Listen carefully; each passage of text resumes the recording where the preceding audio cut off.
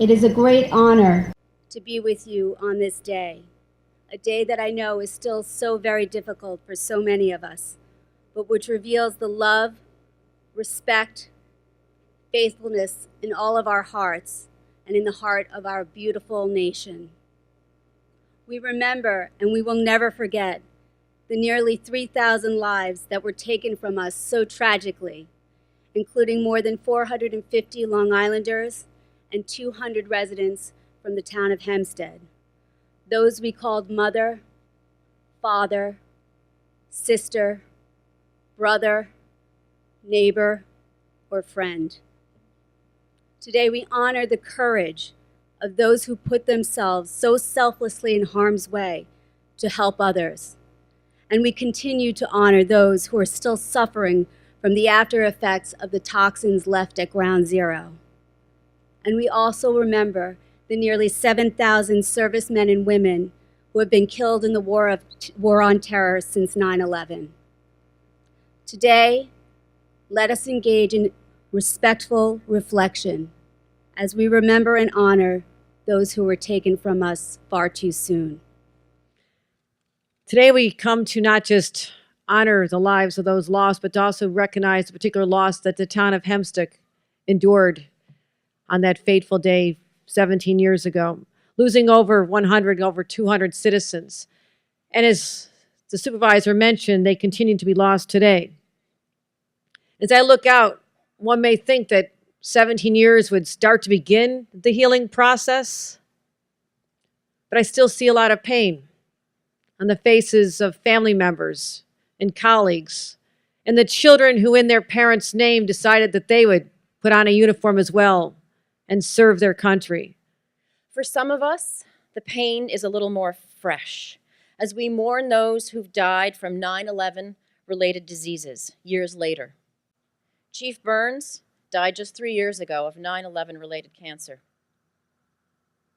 Together, we share the grief of his family and the many other counties right here in Nassau County who've lost loved ones.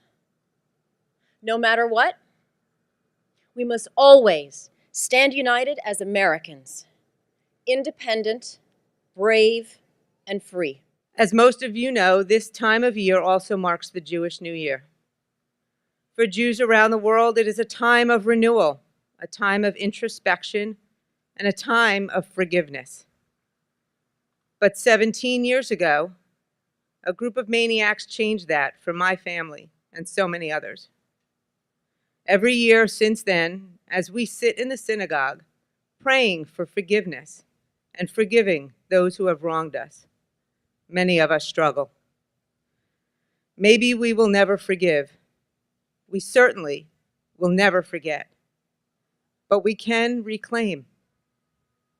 Reclaim our holiday, our mourning, and our ability to be at peace. I know that's what I choose to do, because I know that's what Andy would choose to do. And I'll end it with this. This day is about remembrance, and this place is beautiful. I've been here multiple times, and it's where I come for solace, because it doesn't get easier. It will never get easier for those 3 children, and we try to give them what we can, but it's never going to be enough. So I come here and I reflect, and I look forward to seeing his name. And he's only gone in body. His spirit, the person he was, lives on. So I ask you, teach the young. Teach them what this day is, the importance of it.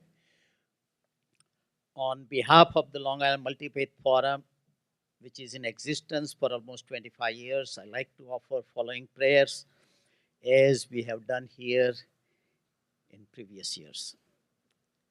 From Hindu faith, Vasudhaiv Kutumbakam, which means the world is one family, and from the scripture Mahaupanishads.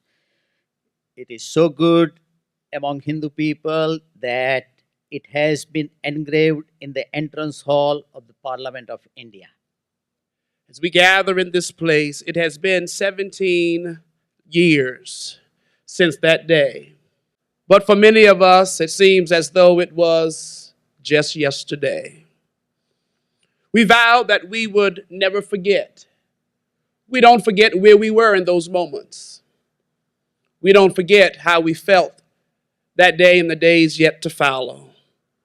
We don't forget how this nation has so drastically changed.